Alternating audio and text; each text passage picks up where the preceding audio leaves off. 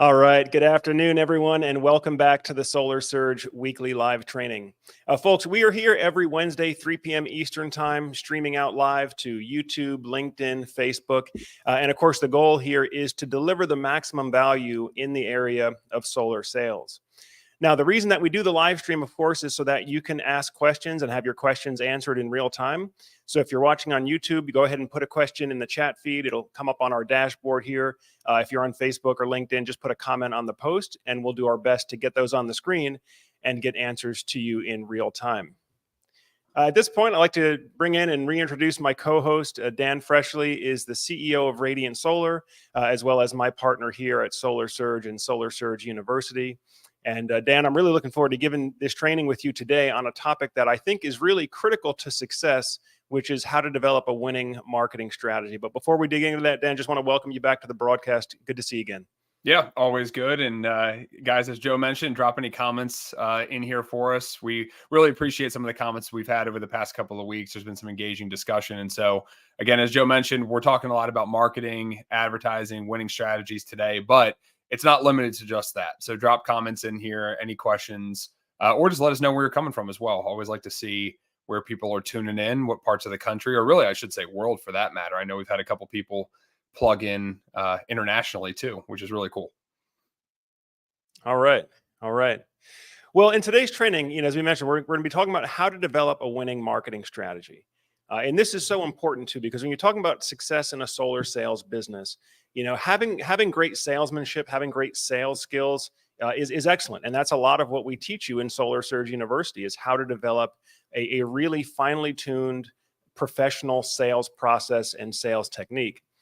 But if you don't have a constant stream of opportunities where you can actually get down face to face or on a screen call, a Zoom call, face to face with a real qualified prospect, doesn't matter how great of a salesperson you are, you're not going to be selling anything because you're just not on the playing field.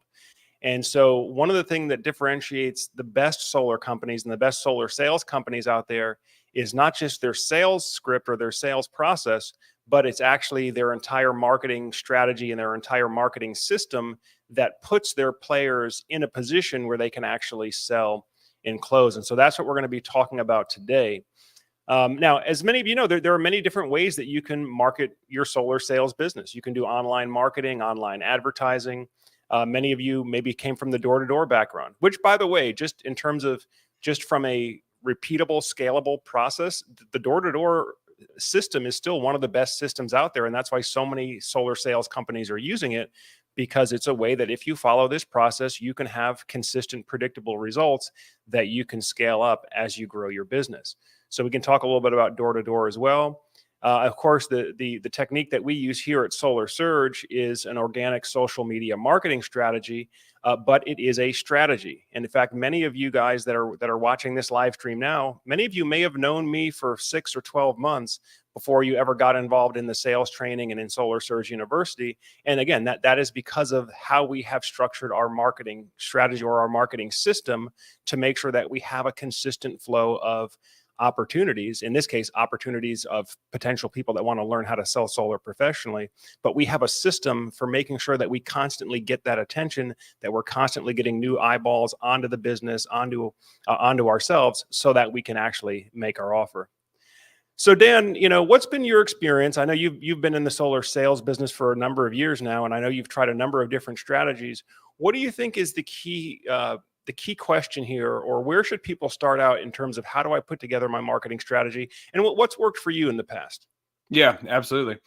So there's a bunch of different things. I have, like you mentioned, Joe, I've had a lot of Facebook advertising experience. I have a door-to-door team that's been, really beneficial in the past. So there's a lot of different ways to go about it. I think the first key strategy, though, is to identify as a business owner or as maybe just a solo, solar sales professional, what type of business you want to have. And you have to just recognize the pros and cons of different marketing and advertising type of strategies.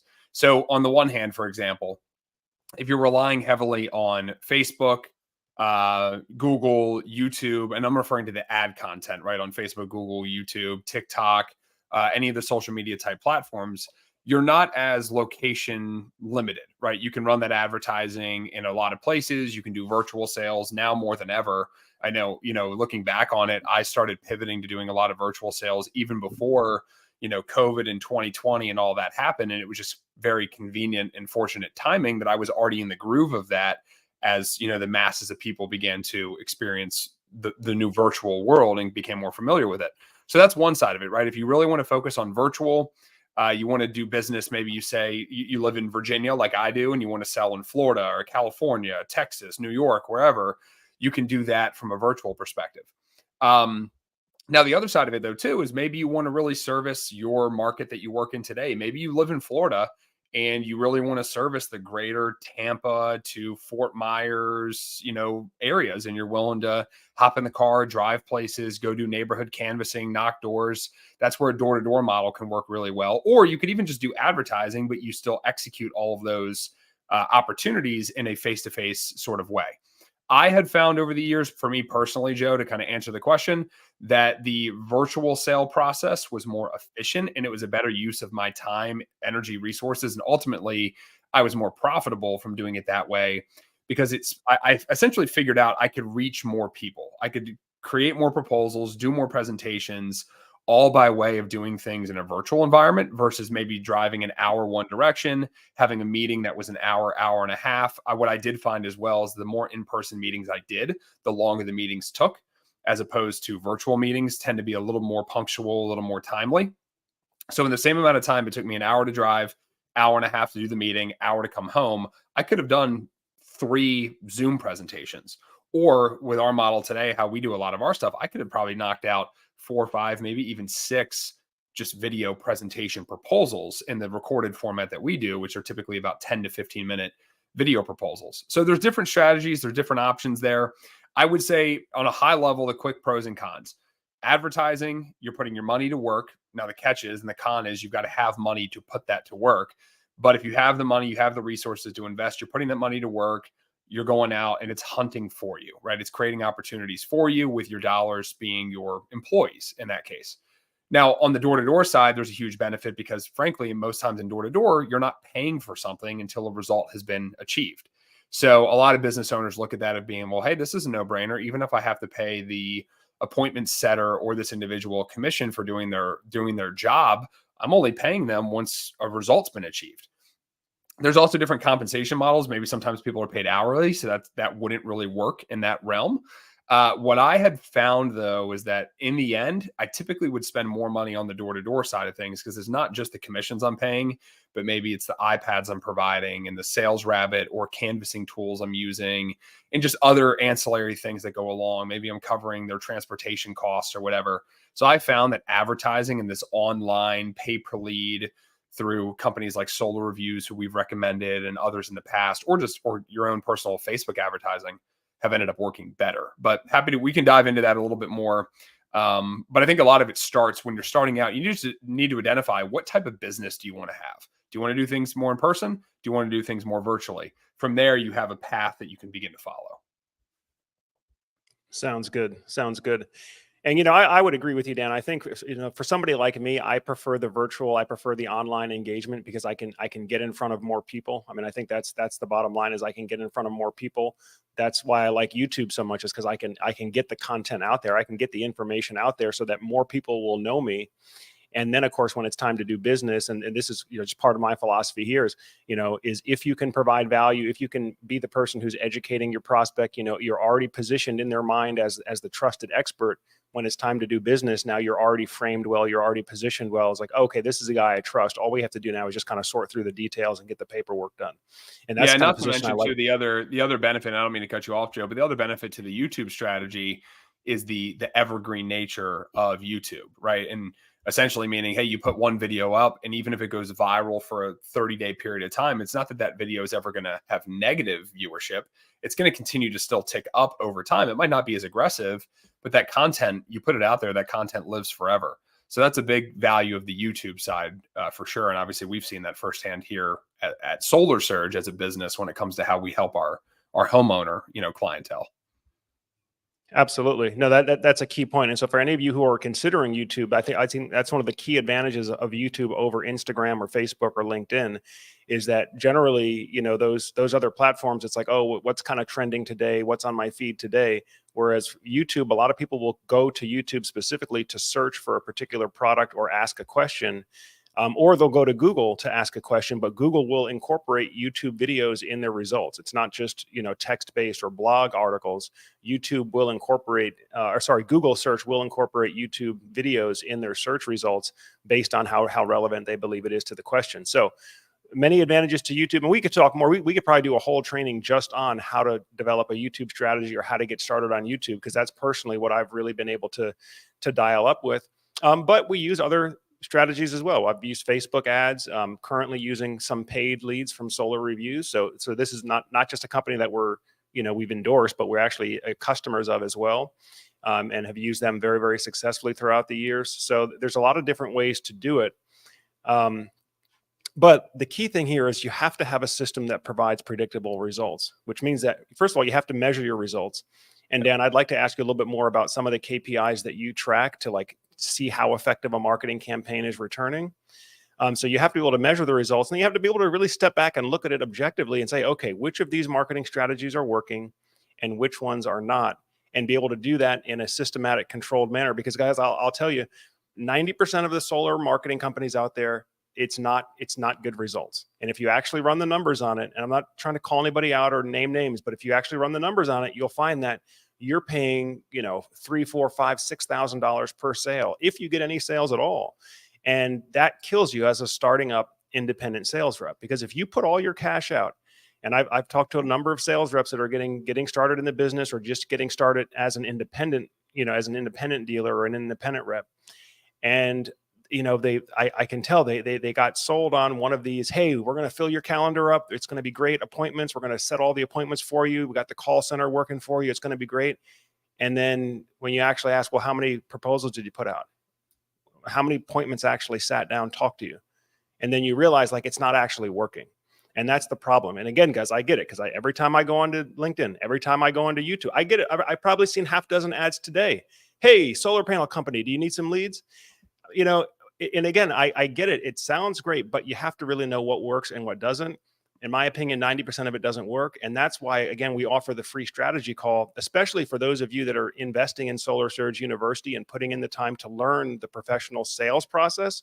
We have to marry that up with an effective marketing process as well. And so again, that's why we offer the free strategy call, so that we can talk to you one-on-one about your particular situation, and frankly, just share our experience of what works, what doesn't work in our experience, and what do some of the numbers look like.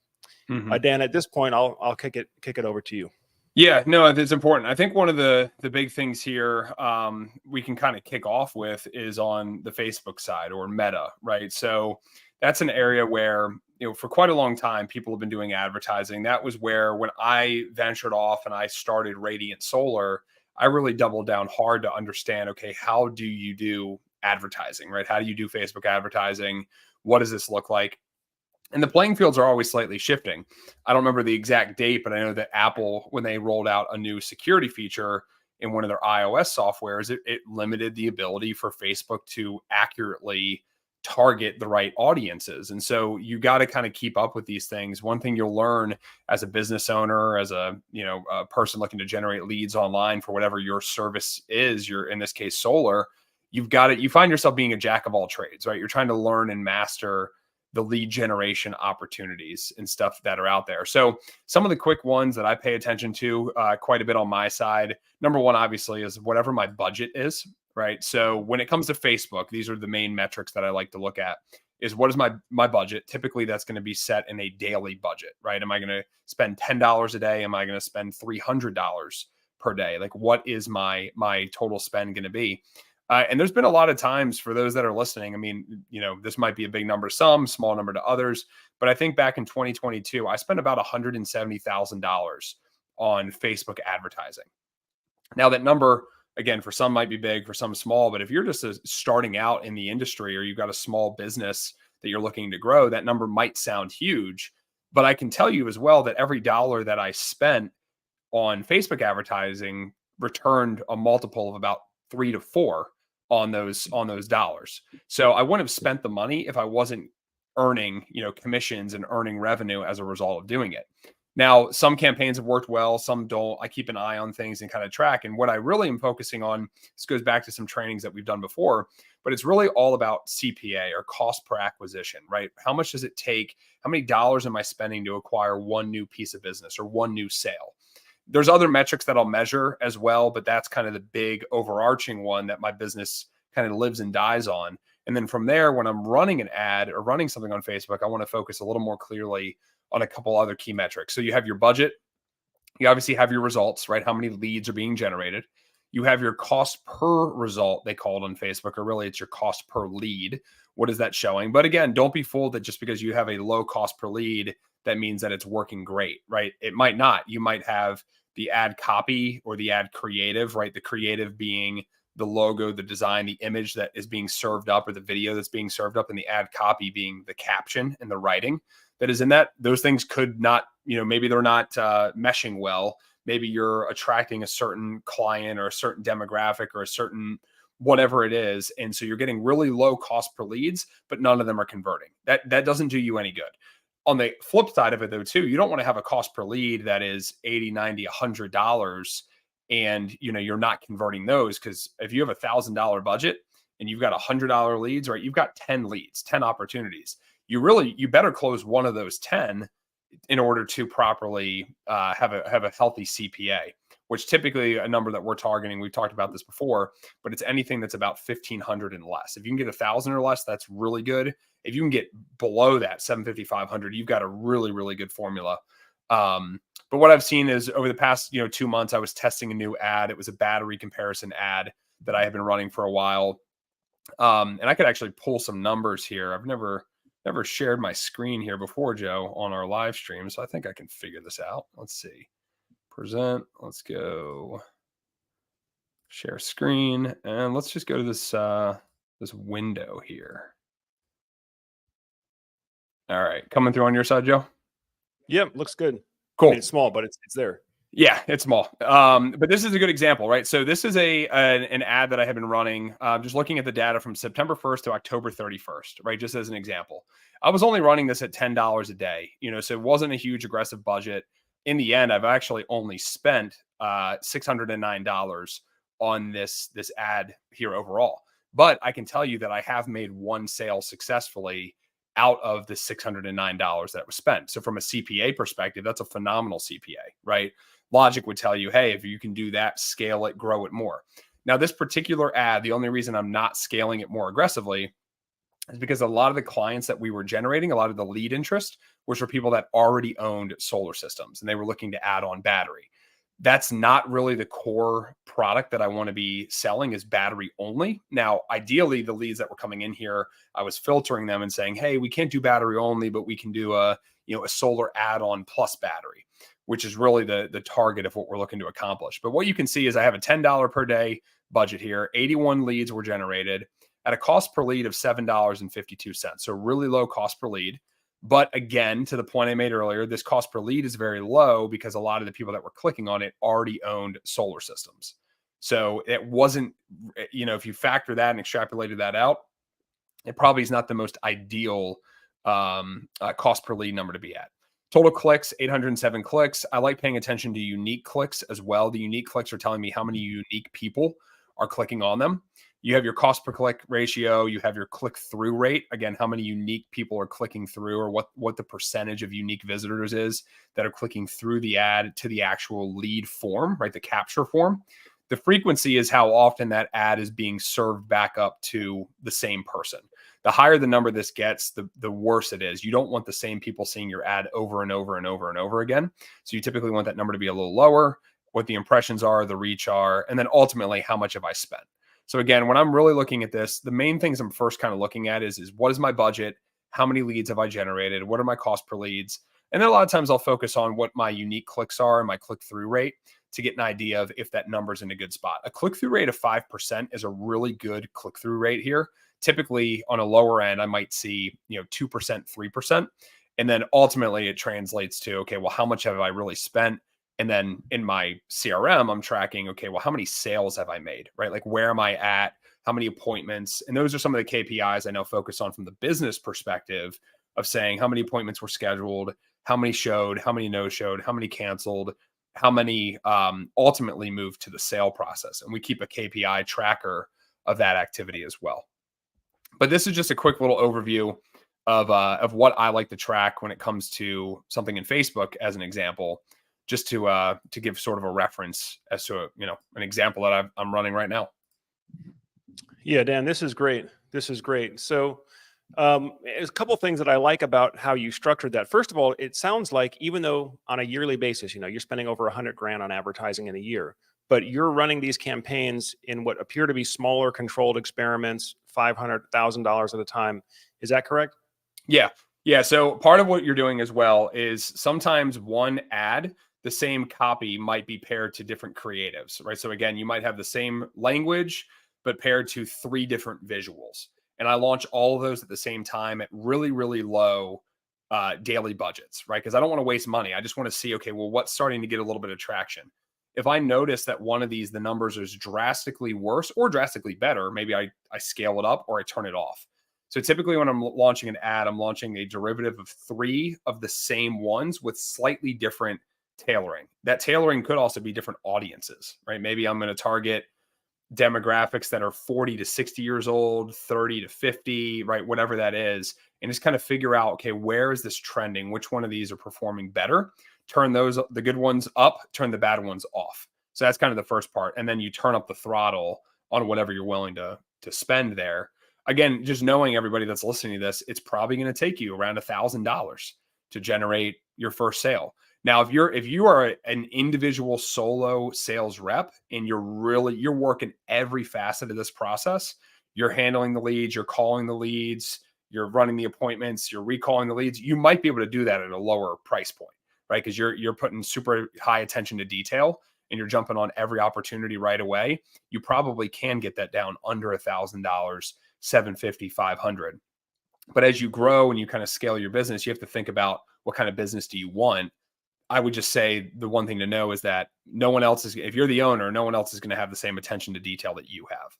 So if you're jumping on the leads right away, just assume that your employees or the people that work with you aren't going to get to them quite as fast, which means that your numbers are going to probably run a little bit higher. But I digress. I don't want to go too far down that. No, because I think folks need to know how to get started on this. I know in the past, and I've shared on a previous training, in the past when I've had to generate some leads at low cost, super low cost, I have sort of a go-to Facebook post formula, which is basically I use an after electric bill. I use an electric bill from one of my clients that has solar that shows their usage zeroed out.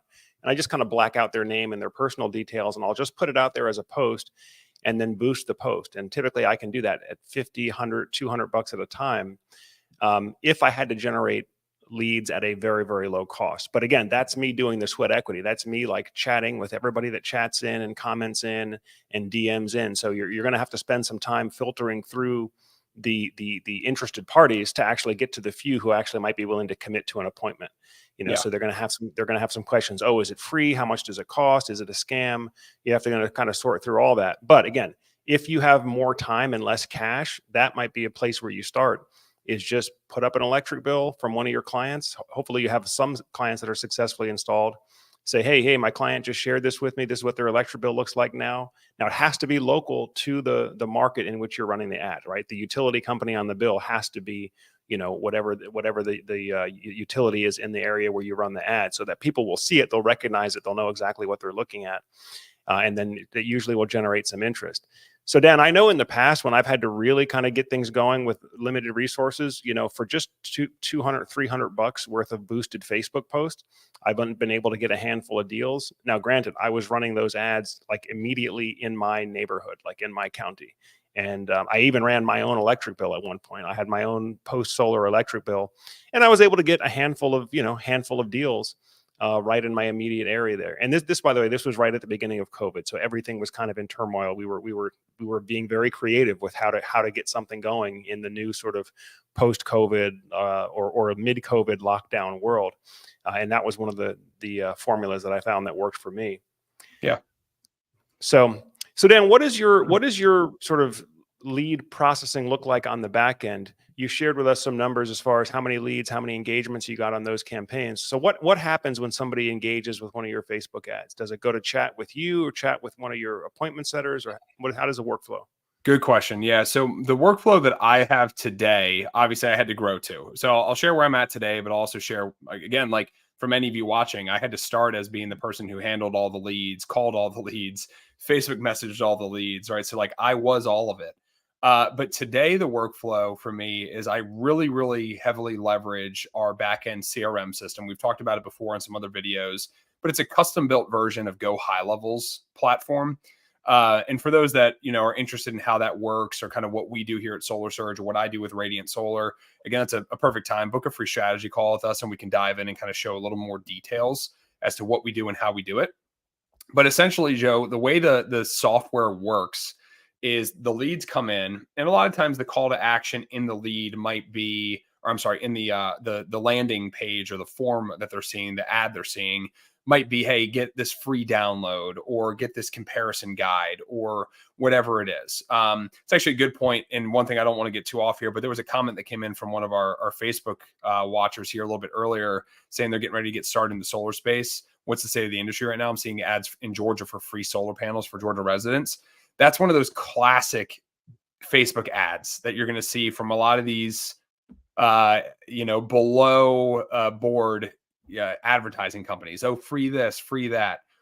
Don't fall for that stuff. There is nothing free about solar. Now, the argument that people are making is just simply saying, hey, we're going to do a bill swap, right? We're going to take your power bill from being here, reduce it to zero, and replace it with a solar payment here. You're going to divert your money to another area, and they call that free, right? It's obviously not free. The point of it is, though, is you're already paying for something. So taking on the solar investment doesn't cost you anything more. In fact, it typically would save you money.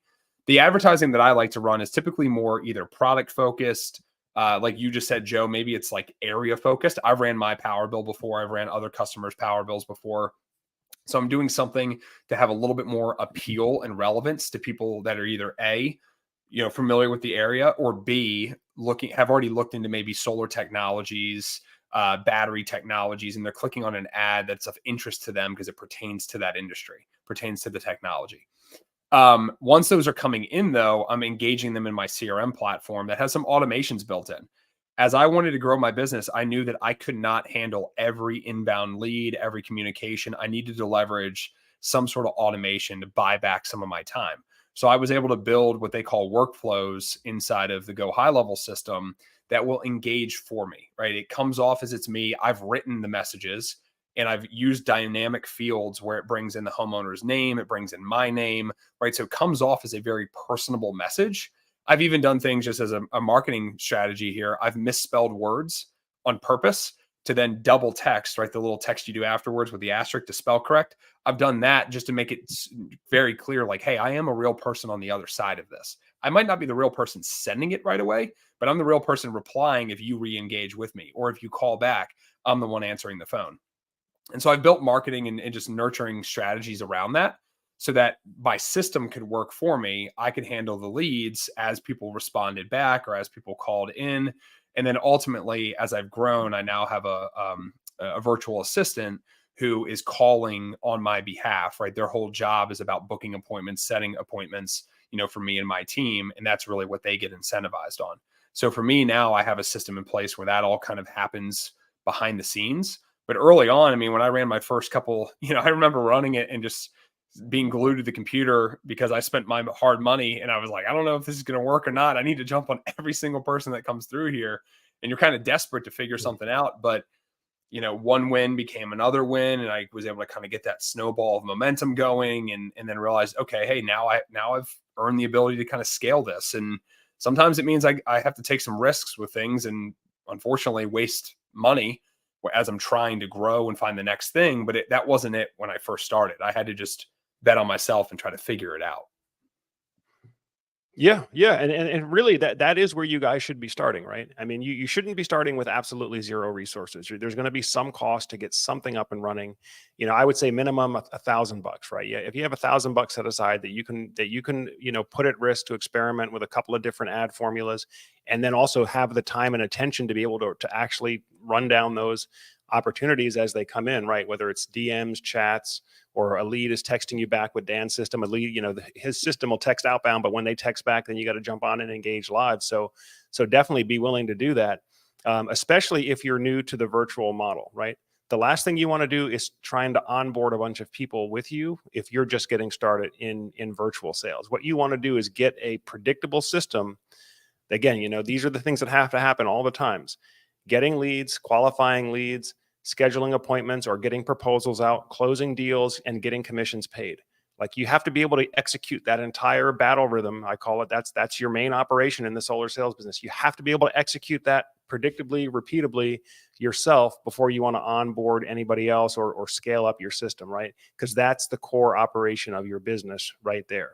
Not just the sales piece, the lead piece, the sales piece, the getting them installed, the getting the commissions paid piece, and then knowing how much of those commissions need to be reinvested to keep the marketing engine rolling as well, right? You heard Dan talk about in the past of it's sort of a feedback loop, right? It's a feedback loop, which means that a certain percentage of all of your commission revenue should be automatically allocated, reallocated back towards keeping the marketing going, whether that means purchasing another block of leads or funding the next handful of advertising campaigns, so that the machine, the engine, continues to run and continues to produce results for you.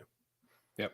Yeah, that's absolutely correct. And the other thing too is, I know we've talked a lot before about how, and I know, Joe, we both really look at it this way, but the CPA is kind of like that holy grail business metric.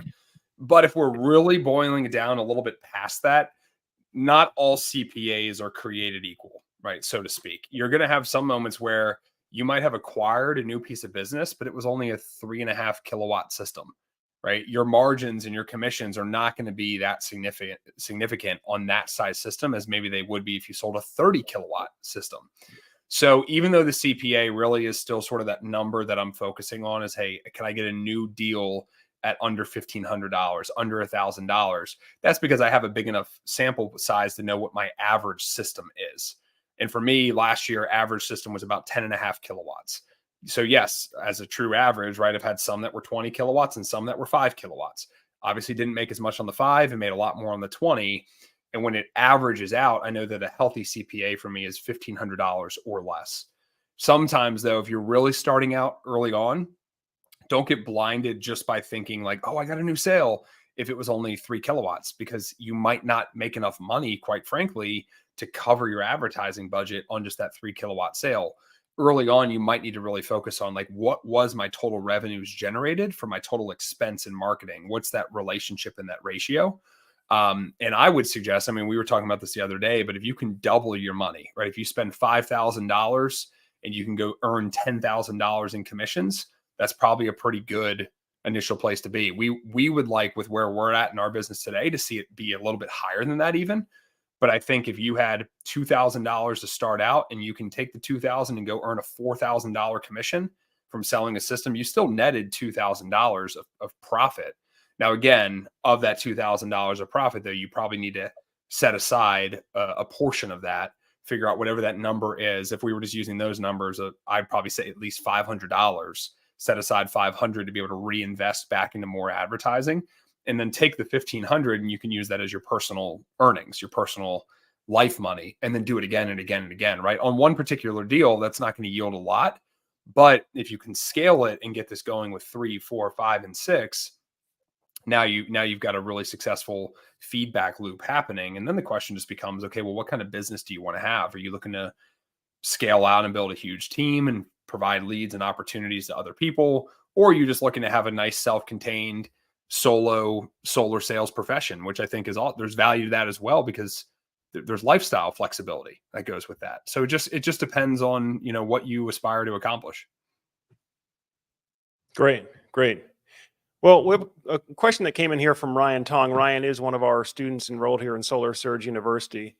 And Ryan's asking, have you ever done a video on Enphase or Tesla versus Generac? Also, when you stack multiple batteries and increase continuous and peak, are the individual batteries still susceptible to tripping out on the individual specs? For example, if you stack two 5Ps, can each one individually still trip at 3.8 kilowatts, or they function as one with double continuous in peak? So Ryan, this is a great question, really more technical in nature, but I'll answer it since we're on the training here. Whenever you're talking about an AC coupled battery like Enphase or Tesla, whenever you add more batteries or stack more batteries together, technically what you're doing is you're parallel connecting the batteries, which means that you're increasing battery capacity in terms of storage, but you also are increasing the power capacity of the system. So instead of having individual 3.8 kilowatt batteries, you essentially treat it as a larger battery system that has double the power capacity, or if you have three batteries, has triple the power capacity. So it's not as if loads are connected to an individual battery, they're connected to the overall battery system, where the system controller is essentially load balancing between all the different batteries.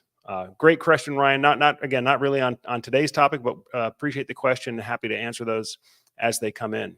For what it's Now, worth, though, too, and I don't want to get too off, Joe. That's one of the things I'm excited about with these 5P batteries, though, is the ability to stack those together and how that can kind of differentiate Enphase from some of the other battery options out there. So we'll have to maybe talk about that in another video, or maybe just make that like a short form video that's on the YouTube channel.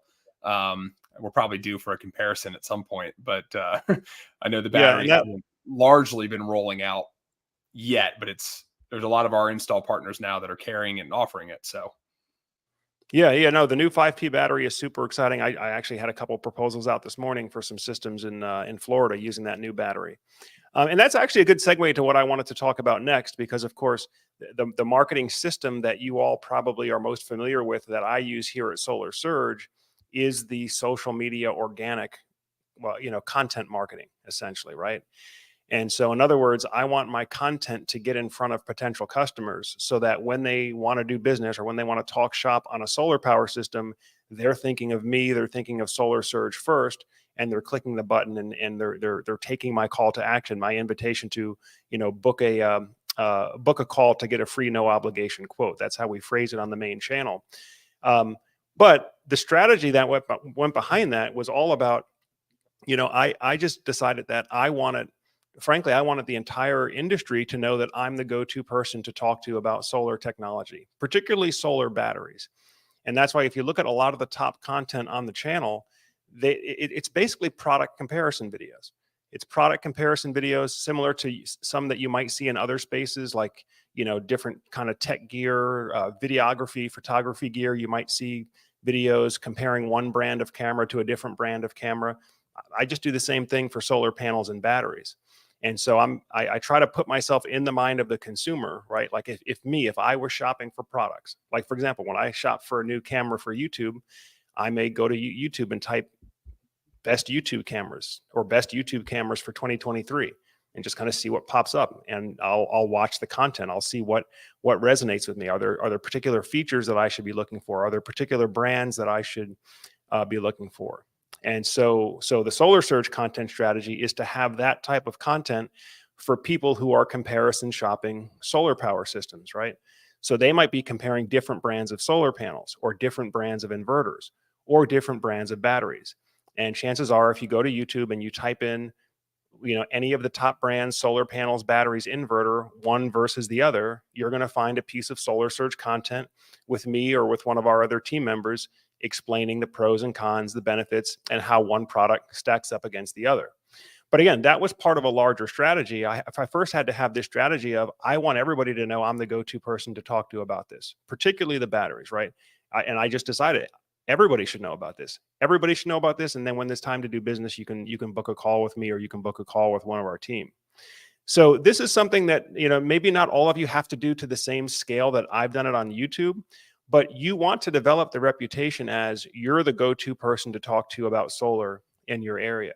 And that's why I say that as you're doing sort of your initial marketing, advertising, or lead purchasing to get your first handful of deals in parallel to all that, you want to be developing a social media library of content of all your successful installs, If you have any kind of training content, any frequently asked questions videos that you might want to put on your Facebook page or your LinkedIn page, you should be constantly building that library, because that's the long term going to pay you back with the organic lead flow, where you might think, I mean, virtually it's zero cost of acquisition. It's just the cost of making those posts, right? And the more and more that the platforms start recognizing you as an authority in that space. And again, it could just be local to your market, right? It may not be in a nationwide audience, but the more the platforms can pick up and recognize you as an authority in that space, then they're going to be more likely to recommend your content to more people and more people. And so again, you have sort of that flywheel effect. You start building up a lot of momentum, and then that's going to flow you additional leads that you don't have to directly, pay for and purchase. Yeah, it's a great point, Joe. I think that's another thing that I've certainly used in the past as well, and frankly, not to the extent that I even should. That's an area that it's always on my to-do list of like, hey, get more social media content out there, even for myself and for Radiant, locally. But it can be something as simple as posting successful projects, like you mentioned, or just like building up that brand awareness and that local market awareness. And those are also opportunities to run advertising with them if you want to, right? Like all the social media channels allow you to boost your post, where you can try to get it out there to a little bit more eyes. And so, it kind of goes hand in hand, right? You can use it for your own organic stuff. You can choose to run advertising with it if you want to as well.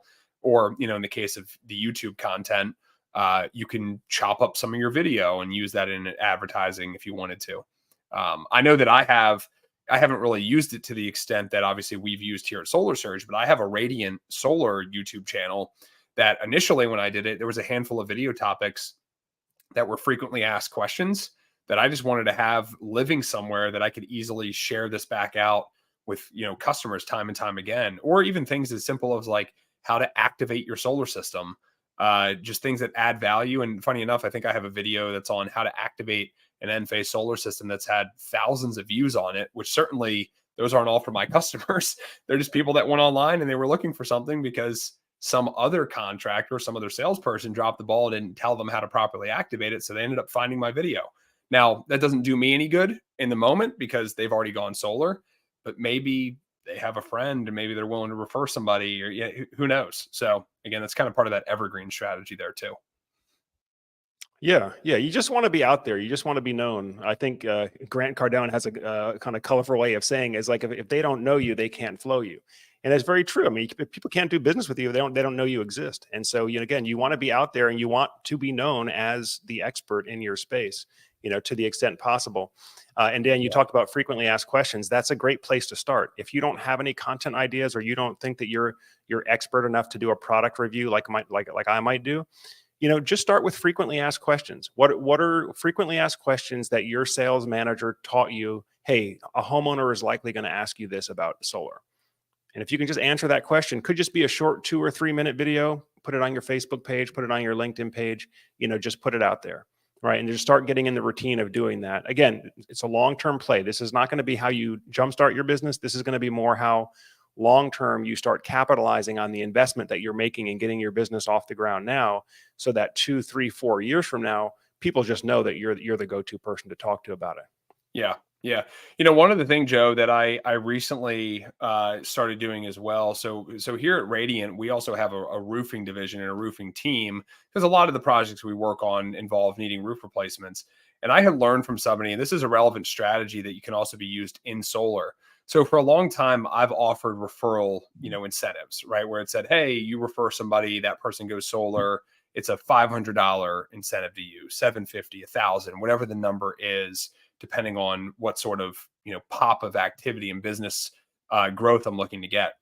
Another thing you could do, because the catch to doing that sort of thing is the person that referred someone is not going to earn that money until conceivably months down the road. And I heard this analogy from someone one time where it's like, that's like telling somebody, hey, give me a referral and I'll give you $500 3 months from now. That's like telling a kid, hey, if you brush your teeth tonight, you can have a candy bar in 3 weeks. The kid wants the candy bar now, right? They want the candy bar now, the same way someone that offers you a referral, if you put a monetary value around it, they want an incentive for doing that now. So again, like everything, you got to kind of track and measure this. But there's a strategy that we've started doing where we've been giving out gift cards, $25 gift cards to each person that gives us a phone number, a name, phone number, email, and address of a referral that they have, right? And the more information we can collect, the more legitimized that lead actually is.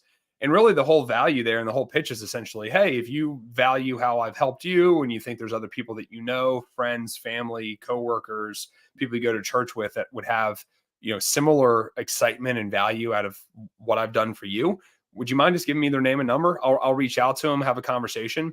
Now, again, if you're going to do that at, let's say, $25 a gift card, you just have to know and expect you're probably going to have a similar CPA. If I do the quick math on that, 25 times, let's say it takes, I don't know, 100 gift cards. Well, that's $2,500 that I've spent. I would say that that's probably too much money. But if I could do that at, I don't know, 50 gift cards, if I gave out 50 $25 gift cards to people, anybody that gave me contact info for a possible homeowner lead for solar, that's $1,250 I'm spending in gift cards. But if it generates me one sale, that's an effective and healthy CPA number to be at. So that's just something to kind of keep in mind as an alternative strategy as well. And I would even argue and say that you're probably going to have even better performance than that, because these are referrals, right? These are people that are coming to you through word of mouth. Hey, Bob down the street gave me your info. I'm reaching out because he said you might be interested in solar. You probably are going to have better success with them because you're not just some random person online. There's actually a human connection to that person. So just another possible strategy that people could implement. I know we've been doing that a little bit and seen some decent results out of it so far. And we're just only, 2 weeks into trying that strategy. That's great. That's great. Well, I'm interested to see what the final results look like on that. Again, be creative, guys. Even folks like us that have ways that we've been doing it for years, you still want to have a little bit of speculative spend, right? Controlled experiments, right? Small controlled experiments where if they fail, hey, you're not risking the overall health of the business, but hey, if it works and it's scalable, then now you have another lead acquisition method that you could potentially scale up. Dan, I know we're running, well, not really running out, but kind of getting down to the wire here. I saw another question come in that I'd like to put on the screen here. Paul Sutton asked, do you guys have any tips on how to find an EPC after the sale? Most of the local installers have their own in-house crews here. Thanks. Paul, I'm interested where you're located. I know most of the organizations that we've worked with and most of the dealers that I've spoken to typically already have the EPC relationship in place before the sale is made. So I know, like, the way that it works here at Solar Surge, we have a network of about eight different EPCs across the country. And they tell us, what their pricing is, what equipment they offer, what their installation timelines are, what their commissions payment schedules are. And so we present that to our team of dealers so they know exactly kind of what the terms are. It sounds like you may be in a relationship where you're selling the solar system as an independent dealer, and then you're shopping it out potentially to multiple EPCs to bid on the job or to fulfill the job. So if you can, it looks like you're in Massachusetts, Cape Cod. If you could maybe flesh out your question a little bit, just with some more context for us, I'd be happy to take a stab at answering that. But that's an interesting model, having a sales org completely independent, selling the deal before they know which contractor is actually going to fulfill it. Dan, have you ever seen any arrangements like that? No, not in that case, because I think in that scenario, that would be more, it sounds like that would be more of a true, like, almost subcontracting type of relationship, right? Where you are contracting the deal under your name effectively, or your business entity, and then turning around and finding a sub or an EPC in this case, but really they would be a sub that would be coming in to do the project for you. Where, like you said, Joe, most of our model actually is we're representing the actual contractor. So there's no subcontracting that's happening in any form of our projects, because at the end of the day, when we sign the deal with one of our homeowners, they're signing directly with the contractor themselves. We were just essentially viewed as the sales rep or the sales entity on that project. For what it's worth, Paul, as well, one of the partners we have here at Solar Surge operates in Massachusetts as well. So if you're having a hard time with that conversation, that could be something that, maybe consider booking a strategy call with us. We can talk through, not just this particular install partner for Massachusetts, but the broader scope of Solar Surge, what markets we operate in, where we think a good use of advertising strategy could be best. Something to keep in mind as well. Looks like Paul commented back in here. I sell and install myself and hire subs, but want to get away from the project management now that I'm 60. Yeah, definitely don't blame me there as far as having to manage that side of it. So I would say, look, if you're coming from this side of the business where you understand the selling and the install process, that might give you, I mean, I can tell you for me, coming from that place, I know Joe, you coming from that place as contractors ourselves, it helps us articulate things in the sales process a little bit differently, because we really can relate to the ultimate installer as the things they're going to have to handle. And therefore we can set better expectations and do a better job in the process of the sale. So that might be something, Paul, where again, if you book a free strategy call with us, we can talk through what that might look like if you were just a sales rep and a dealer that's partnered with Solar Surge and with our installers, so that you don't have to handle the subs and the management and all that. We do that. The installers do that. You just handle the advertising, the lead generation, the front end sales consulting, and then just trust that it's handed off properly to the ultimate install entity. So.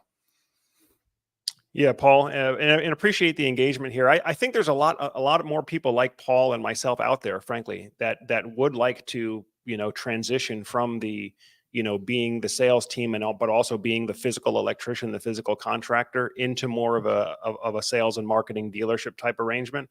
And so we may actually do some content specifically for guys like us that are going to make that transition of contractor to sales business owner. But as we're running down to the last 10 minutes here, folks, I would like to touch on the last topic, though, which, of course, is for those of you that can buy leads, right?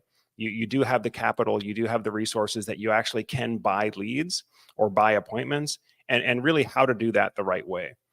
Now, again, you've heard us. We've endorsed multiple times a company called Solar Reviews when it comes to paid leads. Now, this is a company that Dan and I used for years in the past, back when I was on the contracting side of the business, and we had an internal full-time employee sales team that we would buy batches and batches of Solar Reviews leads to provide to our sales reps, and then teach our sales reps how to go through and execute the design and sales process. But the thing when it comes to paid leads or paid appointments is, to me, it all comes down to the intention level of the prospect, right? And so there are many different ways that marketing companies attract leads in before they package them up and they sell them to you. And so that comment from the gentleman in Georgia was a perfect example earlier.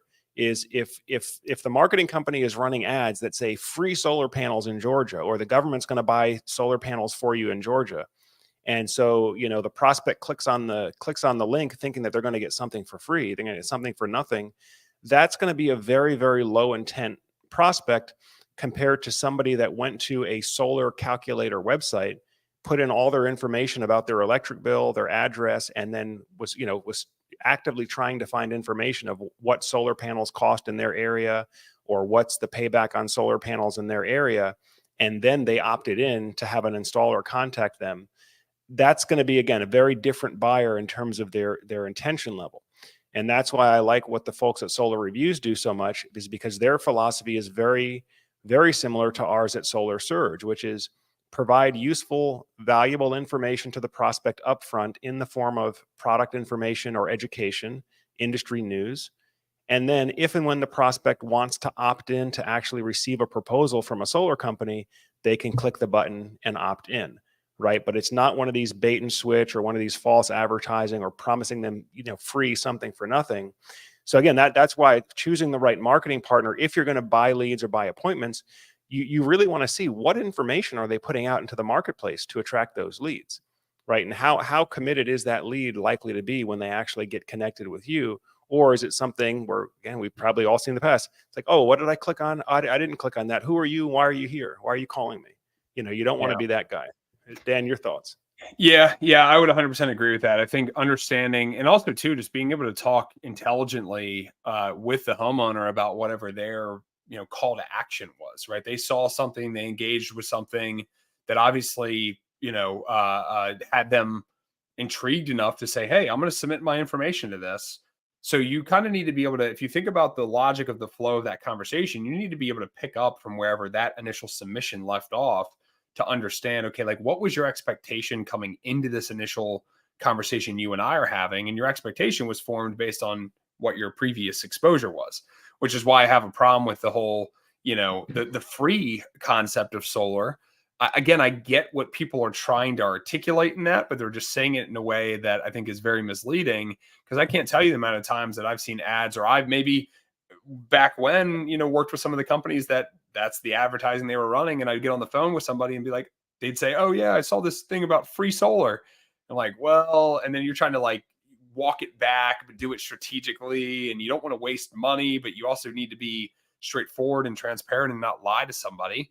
And so I think, the reason why we've liked solar reviews, especially compared to some of the other paid for services out there, is because they do the best job, I think, of delivering high enough quality leads, right? But giving you the ability to still fully articulate your value and engage them in the sales process.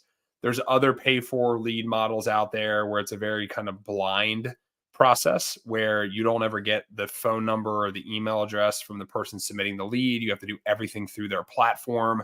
And I don't like that at all, because immediately it puts a whole emphasis on who's going to give me the best price, becomes a race to the bottom, and you can't articulate your value, right? If anyone any homeowners that have ever tuned into this, these live trainings, we always encourage it, because you're going to learn our exact sales process.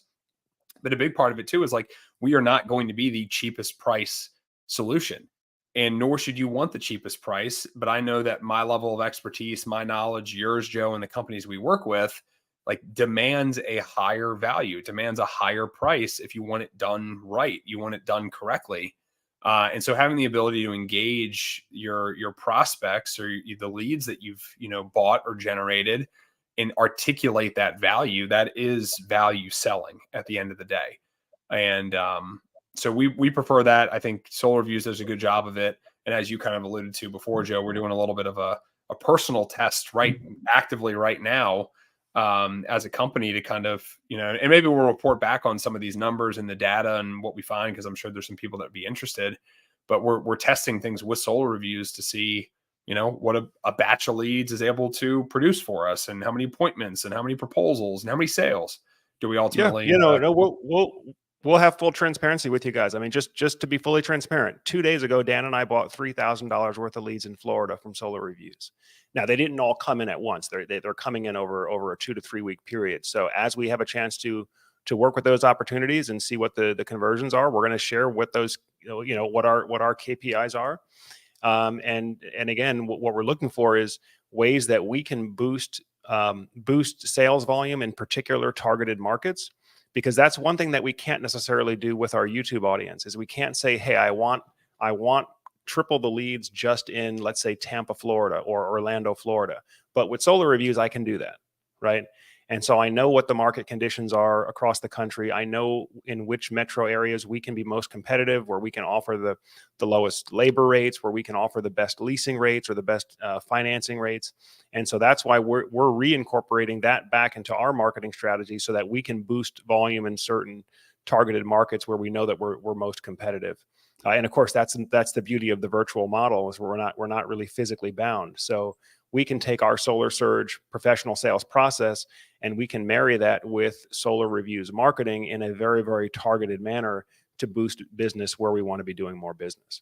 Exactly. And that's also, I think, the power of a lot of the advertising as well. Like you said, Joe, before, I think for anybody new starting out, buying leads or running advertising, or maybe both, right? You want to have multiple acquisition channels and strategies. So maybe if you've got a $5,000 budget, you allocate $2,500 towards your own stuff, $2,500 towards a pay-per-lead model, knowing, of course, you're going to pay a higher premium for the pay-per-lead services because someone else has built a business on top of that, right? But you kind of want to have both of your strategies working. But then I think long-term, like you said, Joe, is building your own brand, building your own organic, lead generation strategy in parallel to the things you're doing day to day.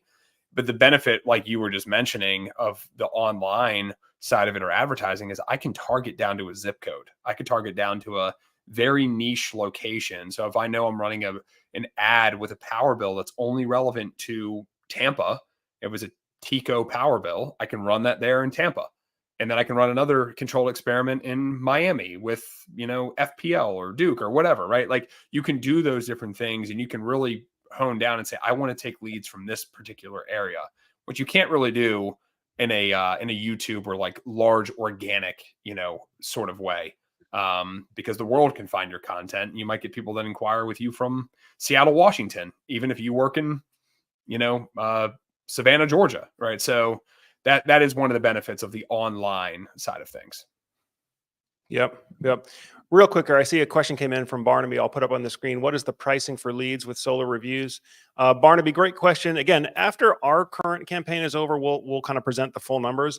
Right now, we're anticipating an average of about $120 per lead for the Florida market. And Florida is one of the preferred markets right now because of the factors I mentioned, lower labor rates, lower leasing rates, lower dealer fees, or lower financing rates. So I think Florida right now, if I had to pick one, Florida, I'd say is the best solar market in the country currently. Of course, having net metering 1-for-1 full, where a number of other states are moving away from it.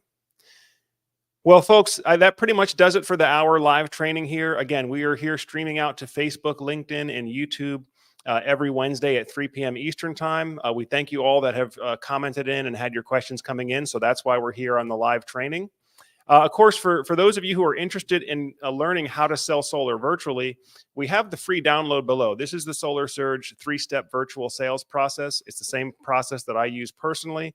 And so there should be a link in the description down below. If you want to get it, it's a free download. All you have to do is put in your email address, and then that'll also put you on our email list. So whenever we're doing the free live trainings like this, you'll get an invitation to be able to join in for that as well. Well, folks, that pretty much does it for this week. Dan, thanks again for all of your insights, and look forward to see you back here same time next week on the Solar Surge live training.